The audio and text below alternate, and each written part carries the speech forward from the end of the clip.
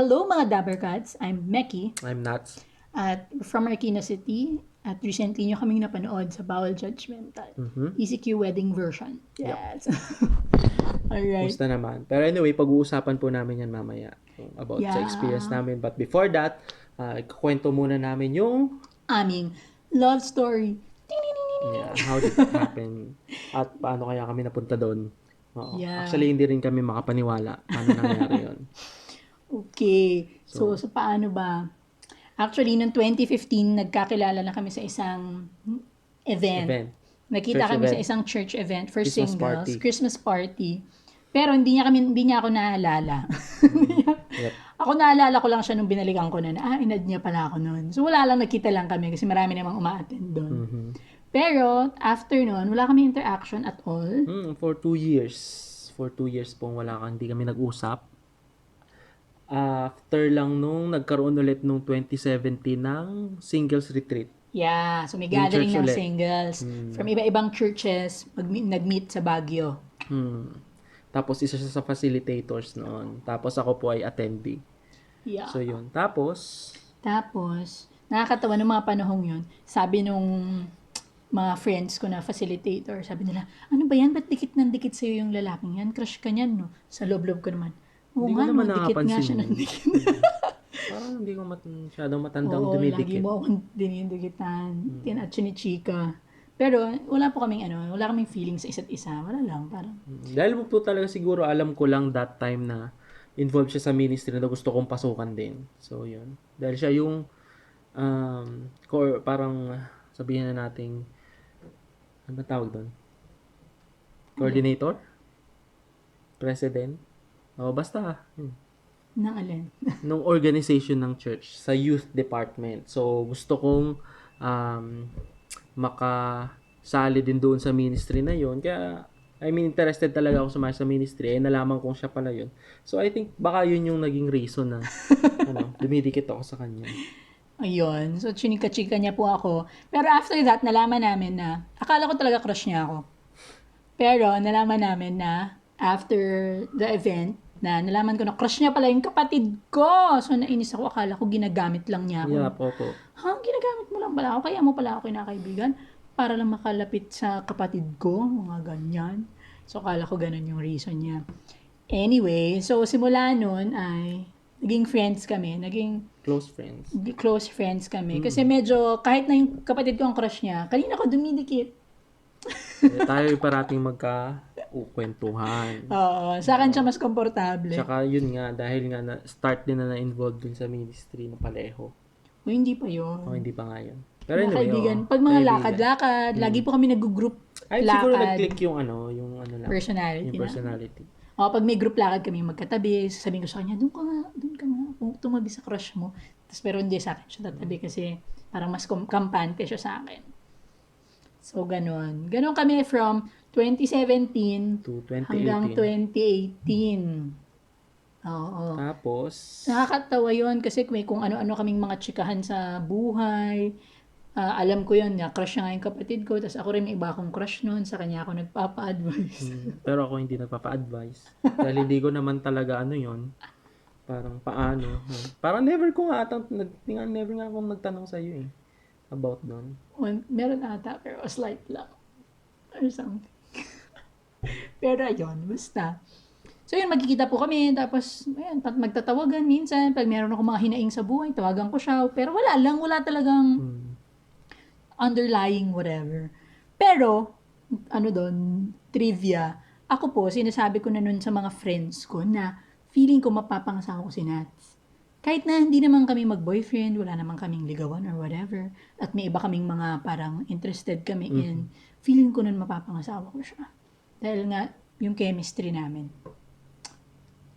Tapos, ano nangyari? Bakit mo ba ako naging crush? Hindi, talaga po siguro sa yung naging bonding sa ministry at yung kung paano pa mas nakikilala mo yung isang tao sa group setting. Yung pag parati kaming lumalabas, so parang nakikita namin, mas nakikilala mo yung tao, yun, yung mga moments na yun siguro. doon yung mga time na parang isip, parang pwede Parang Meaning, pwede nga. habang friends kami, nagkaka-observan tayo na parang, okay naman pala siya, ganyan. Parang ganun po. Pero parang wala naman sa picture na parang intentionally, parang mag-ano kami, mag-get to know, umabot na hanggang ganito sa marriage. Pero ayun po, doon na nag-start. Na-develop and everything. And then, Pag tinatanong ko siya, kailan ba yung moment na feel mo na in love ka sa akin? Wala siyang hindi ko maisip. masagot kasi medyo mahirap pong sagutin ang tanong na yon dahil talagang halos pagka sa magkakasama kami, tas meron pa kami naging circle of friends galing doon sa retreat. Talaga kami yung magkakasama at parang hindi mo na mamamalayan eh. So talagang lang siya, nag-develop from friendship to love. Until one fateful day sa nung 2018, 2018. October, ayan, nangahas na po siyang magmanligaw sa akin. First time na may nagpaalam sa bahay namin. First time na may nanligaw sa pamilya namin. 4 girls kaming magkakapatid. So siya ang unang nagmatapang na lumapit sa nanay ko at nagpaalam. So from October to January 1. Ayan, yung ligawan stage. At January 2, one day after my birthday, sinagot ko na siya. At It's a yes. magiging mag-boyfriend po kami from January until December. Dahil nung Christmas naman ay 2019. ng Christmas ng 2019. Parang bago kami mag-anniversary, ay nag-propose siya for us to get married. Yep. Ang kwento po niya ay napakabilis din po dahil ano ba yan? December 23 po ako nagpaalam sa aking mother-in-law na magpo-propose na po ako. Gusto ko pong mangyari sana kinabukasan 24 doon sa anong tawag doon? Noche Buena para nandun po lahat ng mga families niya. Napahaba yung Noche Buena. So, umabot na Umabot ng 25. ng alas 2 ng umaga kaya naging 25. Ayun. So, nakakatawa po dahil yon since then, medyo sure na kami na gusto namin ikasal agad. So, noong unang plan namin, July. Magpakasal. Yep. Naurong ng May. Tapos nagkaroon po ulit ng conflict. Bakit nga ba? Dahil doon sa pupunta ka ng Amerika dapat. Kasi meron pong national summit yung church namin. Tapos, so April, biglang sinuggest ng nanay ko na April na lang. So, kinakabahan kami noong una, baka kasi hindi kami payagan na April. Gusto na namin talaga magpakasal. April. So, April 6. Dahil sakto pa na anniversary ng mama at daddy ko na sumalangit siya. Nasa langit na pala siya. Yung aking daddy. So, ayun po, April 6. Natuloy ang aming, yun ang plan. Naging planned naming wedding. So, marami na kaming plans kasi nagko-coordinate din ako ng wedding. So, inaayos ko na yung mga gusto kong gawin. Pero intimate lang naman, mga 120 to 130 guests. Pero ang theme namin, coffee. Tapos, as in, kinakarir po namin lahat. Ultimo, souvenir, flowers, lahat ng bagay, lahat ng detail ay DIY. Ako yung bumibili, magkasama kami pupunta ni Visoria o maghanap online. Sa Dangwa. Nakamotor lang kaming dalawa. So, yung mga ginagawa namin. Talagang all for the wedding. Actually, 2 weeks bago nag-quarantine, nag-meet na kami with mga parang friends namin na mag-help mag-organize. And then, anong ginawa natin? Na parang game na Pati ako. yung mga caterer. Actually, nag-food tasting na kami. Tatlong batch pa ata. Nakapag-down na dun sa Nakapag-down photographer. na ng photogs, ng venue, ng catering. Meron hotel din. Nakabili na ng lahat ng mga dadamit ng lahat ng tao.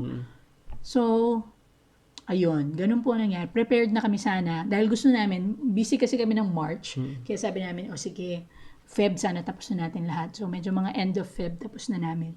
Until, ano nangyari? Ayun po, nagkaroon ng ECQ ng March 16?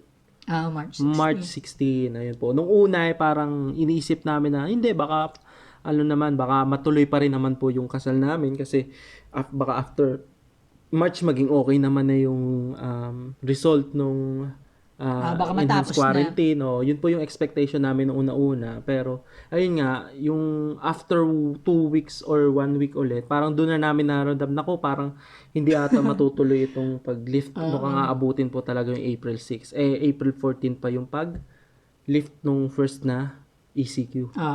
Mahalaga pa dahil yung family niya, yung side niya ay wala sa Manila. Nasa Romblon pala. Sila mostly at hindi ko pa sila nami-meet. Hindi pa kami nagmi-meet in person ng mga kapatid niya. Wala na rin siyang parents. Pero yung mga kapatid niya, tito, tita, pinsan, Wala talaga. nandun. So, hindi ko pa sila Kahit isa. nami-meet.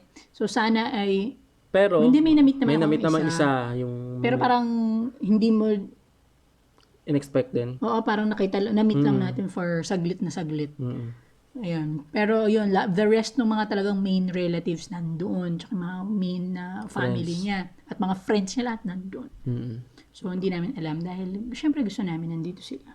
So, ano yung na-feel natin nung parang feeling natin hindi na matutuloy? Una, walang nag-uusap, hindi pinag-uusap. Oo. Di ba pag may mahirap na bagay, minsan tayong pinagdadaanan, parang, Huwag muna natin ignore muna pag-usapan. natin yan. Oo. Lalo pag hindi pa concrete yung magiging solusyon. Mm-mm. Until one time, parang sige na pag-usapan na lang na ano na ba, tutuloy na ba natin? Parang 1 week ata po before April 6. Mm-mm. Doon na po namin nag-start na parang unang upo na, okay, sige, ano na tayo? Ano na bang mangyayari? Yeah.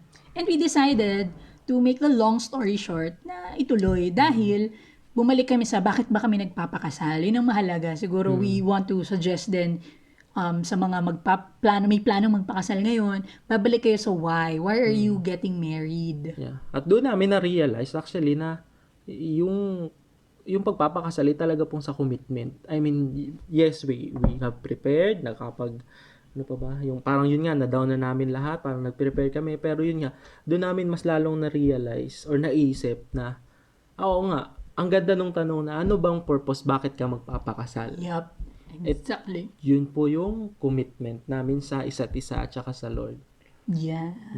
So we decided talaga na, sige, push na natin to kasi gusto na rin natin magpakasal. Tsaka gusto na rin namin magpakasal dahil hindi pa kami magkasamang nag-live noon. Talaga magkahiwalay pa kami ng bahay. At saka yun po pala, prepared na rin yung bahay na titirhan namin Oo, after ng nandun na kasal. siya. Andito na siya. Dito na Dito kami sa noon. tinitira namin ngayon. Mm-mm.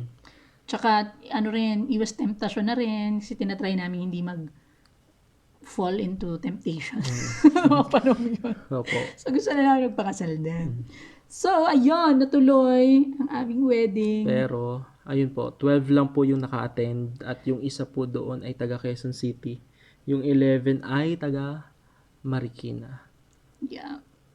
So, onti lang at wala na halos mga walang mga cheche-breche. Wala na flowers. Wala nang orasyon. Wala nang lakad-lakad.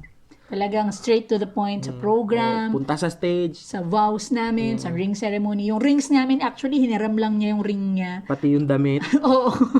Ako hiniram. Shout out to Pastor Mark. Thank you po sa damit at sa sing-sing. Ako yung ring ko, yung engagement ring. Kita niyo wala akong wedding ring kasi wala, hindi umabot. Nasa Bulacan pa ata. Actually, yung una namin pinagawa, nagsarado yung Sarado shop. yung shop. Pangalawa, nasa Bulacan pa. So, ngayon, wala pa kaming ring. At ayun. Tapos, ayun po, yung naging nangyari nung kasal ay, ano lang talaga, no? Parang sobrang bilis lang. Parang 40 minutes po tapos na kami. Yun nga, ang prepare lang namin yung vow, yung ring, Bible, tapos pirma-pirma, tapos yun na po, tapos na. Wala ring photographer, videographer. Mga pamilya ko na lang yung nagpicture-picture. At ang reception namin, wala nang reception program. Talaga Doon lang sa likod. nagpakain lang kami ng fast food. Oo, doon sa likod lang. Sa likod ng chicken. Oo. Fast food lang. Kaya ang tipid-tipid po naming wedding. Magkano lang ba nagastos? Parang halos 5,000 lang ang 5,000 lang po. expenses namin. Sagot pa nga ng nanay ko yung chicken Kaya halos parang 2K lang. Mga ganun lang. So, kaya ayun. So natuloy po. So we're so happy na natuloy kasi tumagal-tagal itong quarantine. At buti na lang at nagka-time kami to be together dito sa bahay. kasi naiisip pa namin na i-move na lang natin ng 13. Pero Kahit pala iurong natin na yung urong talagang. walang mangyayari din. So yun, sobrang thankful na tinuloy pa rin yung April 6. Yeah, and we suggest sa iba talaga na kung ready naman kayo talaga, go push.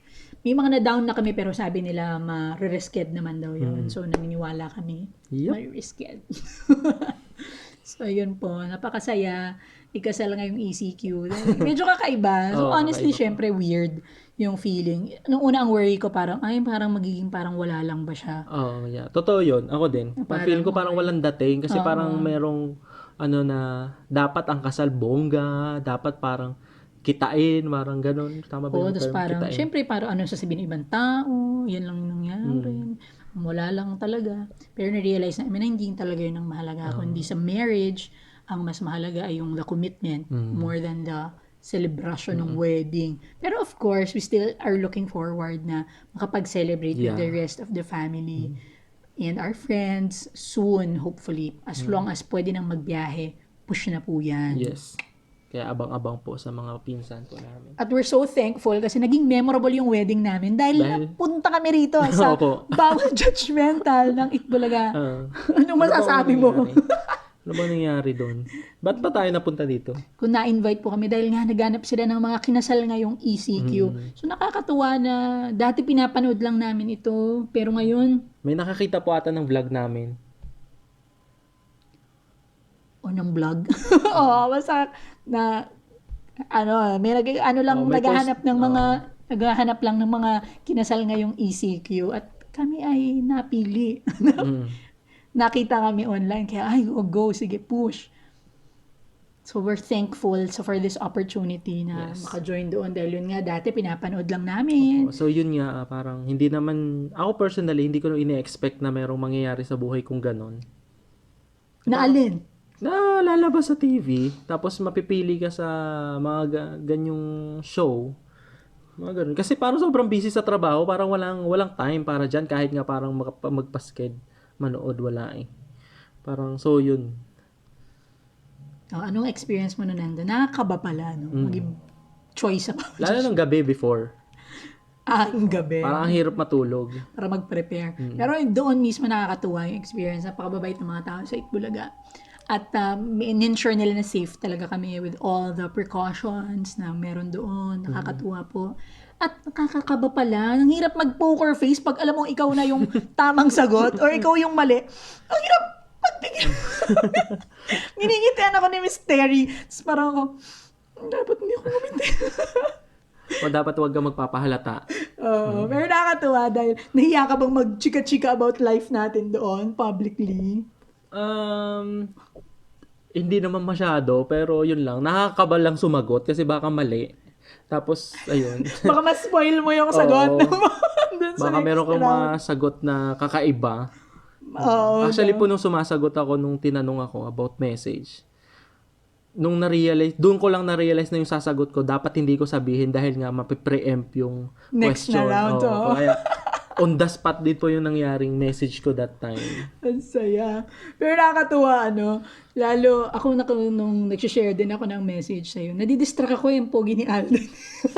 Andun sa tabi mo si Alden. Yep. So, Tapos si Maine po sa harap ko. nung magsispeech ako, hindi ko alam kay Alden ba ako titingin o sa'yo. Ganun. Pero nag-speech ka, Sa'yo naman ako nakatingin. So, nakakatuwa na nakapag-share kami ng experience namin at we hope ma-inspire din yung ibang people na pakasal na ngayong easy. At saka yung malaman kung ano ba talaga yung essential at ma-realize kung bakit ba nagpapakasal. Yes! Oo, lalo na tayo sa girls. Naku, dati akala ko wala akong pake sa ganyan. Gusto ko parang intimate. Pero syempre, partly, maisip mo rin na, dapat makita nila maganda yung suot ko. Dapat masarap yung pagkain. Bongga, maganda yung mga SDE. Ma-realize mo at the end of the day na ang mahalaga ay yung marriage talaga. So, sa mga lalaki naman yung parang dapat, syempre, dapat prepared ka din. Tapos parang, dapat settled na lahat. Parang dapat sure ka na provided lahat. Yung ganung... Di naman, kahit naman, makakala nila super mayaman ka na dapat. Ay, hindi naman. Oo, Basta pero may para work lang yung, ka. Basta may kaya mong... I mean, ang pinapoint lang natin, syempre yung preparation. Okay. Yung parang gano'n.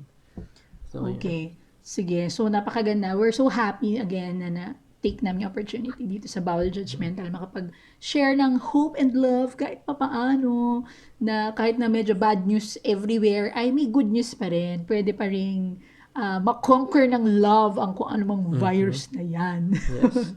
Tuloy pa rin. Ang kasal. Thank you so much, Itbulaga, for this opportunity. Nag-enjoy kami. Nakakatuwa talaga. As in, sobrang once in a lifetime po itong mangyayari sa amin. nakakakaba. At sobrang grateful po kami na kami ay napili. Alam ko hindi lang naman pito yung napili, pero ayun. Thank you so much. Yeah. So, We hope ay makakope ang lahat dito sa new normal.